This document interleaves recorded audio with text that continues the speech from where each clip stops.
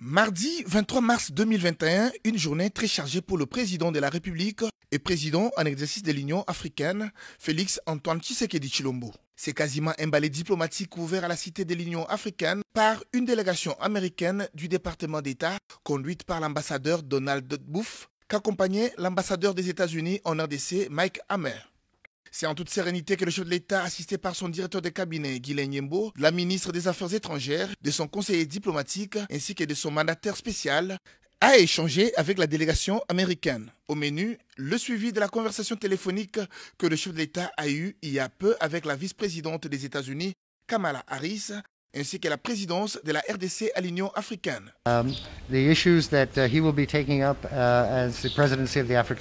Pour faire le suivi particulièrement de la conversation téléphonique que le président de la République du Congo a eue avec la vice-présidente des États-Unis, mais aussi la lettre du président Biden.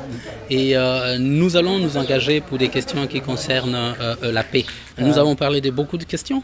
And we look forward to a very close cooperation with His Excellency and with the government here in the Democratic Republic of Congo. Et nous nous attendons à une collaboration parfaite entre la présidence de la République démocratique du Congo et les autres pays concernés. On the issues that will be at the top of the agenda for Congo during its presidency of the African Union. Mais aussi les questions qui seront inscrites à l'ordre du jour pendant toute la période où la République démocratique du Congo assurera la présidence à l'Union africaine. We have a new administration in Washington and we look forward to a very constructive engagement with Congo and with the African Union. Nous avons une nouvelle administration qui est en train de travailler présentement aux États-Unis et nous avons envie d'établir une nouvelle base de collaboration avec non pas seulement la République démocratique du Congo mais aussi avec l'ensemble de l'Union africaine. Juste après, le président de la République a reçu le ministre tunisien des Affaires étrangères, venu lui transmettre les félicitations de son homologue tunisien et également porteur d'une invitation du chef de l'État au 18e sommet de la francophonie qui se tiendra à Tunis au mois de novembre prochain.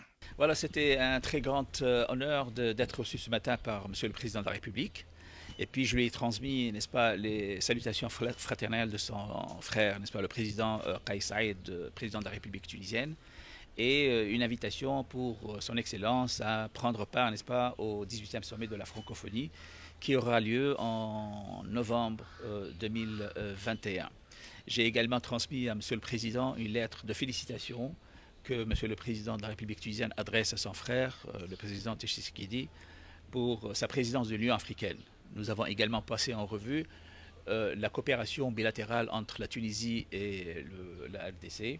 Et nous avons trouvé tout l'encouragement de Monsieur le Président de la République pour que nous soyons à l'avant-garde de la recherche de tous les moyens susceptibles de renforcer cette coopération et de rechercher les moyens également de la diversifier à tous les domaines. À en croire Othman Gerandi, ministre tunisien des Affaires étrangères, le Covid-19 et la sécurité dans la région africaine étaient également les sujets au centre des échanges avec le président de la République et président en exercice de l'Union africaine, Félix Antoine Tshisekedi Tshilombo.